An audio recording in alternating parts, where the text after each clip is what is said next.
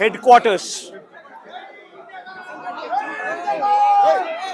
ఇక్కడ నుంచి కూతవేటు దూరంలోనే ముఖ్యమంత్రి గారి నివాసం. ఇక్కడే డీజీపీ కార్యాలయం. ఇక్కడ నుంచి కూతవేటు దూరంలోనే డీజీపీ కార్యాలయం. ఇక్కడే విజయవాడలోనే కమిషనరేట్. ఇక్కడే ఏసీబీ పరిధి. ఇదే పరిధిలోనే ఈ పోలీస్ స్టేషన్. ఇదే పోలీస్ స్టేషన్ పరిధిలోనే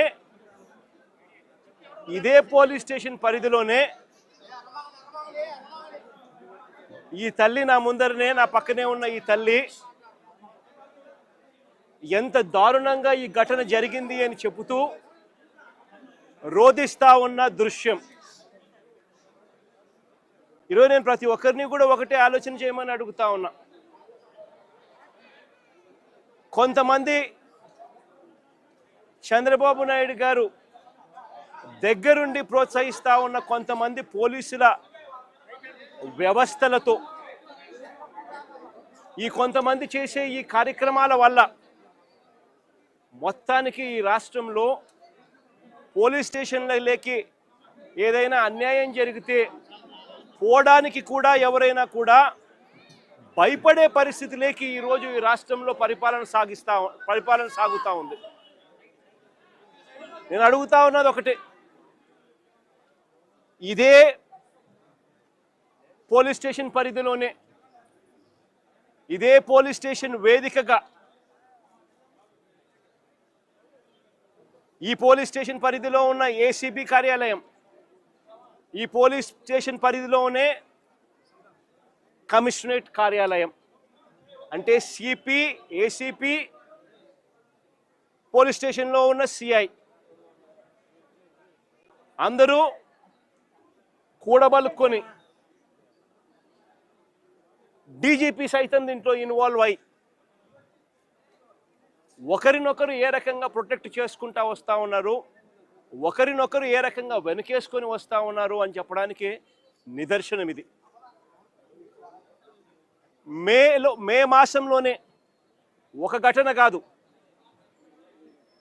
సాయిది ఒక ఘటన అయితే రెండో ఘటన క్రాంతి కుమార్ అనే పిల్లాడిది, రెండో ఘటన సూసైడ్. ఈ సూసైడ్ ఒకసారి వినండి, చూడండి.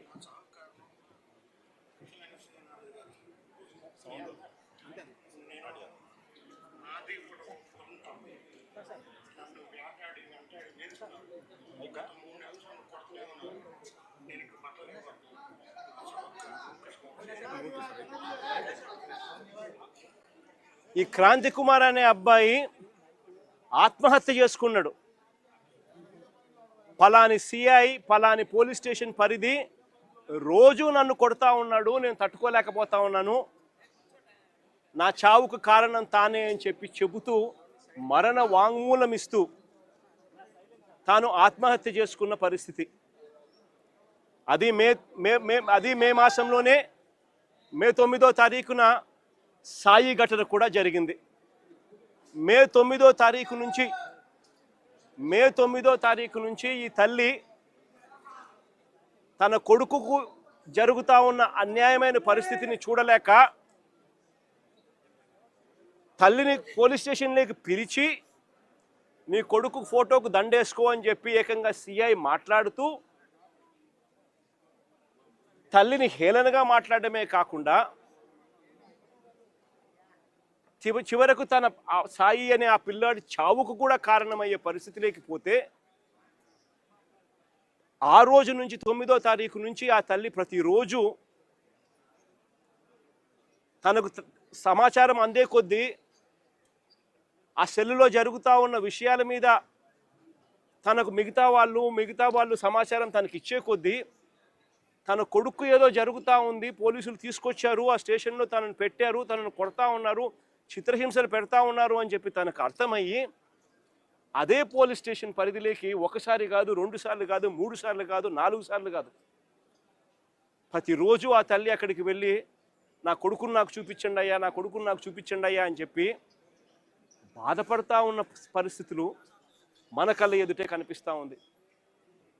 ఇది జరిగిన ఘటనను చూసుకొని ఈ తల్లితో పాటు ఆ అబ్బాయి చిన్నమ్మనేమ్మ లాయరు దుర్గమ్మ, ఆ లాయరు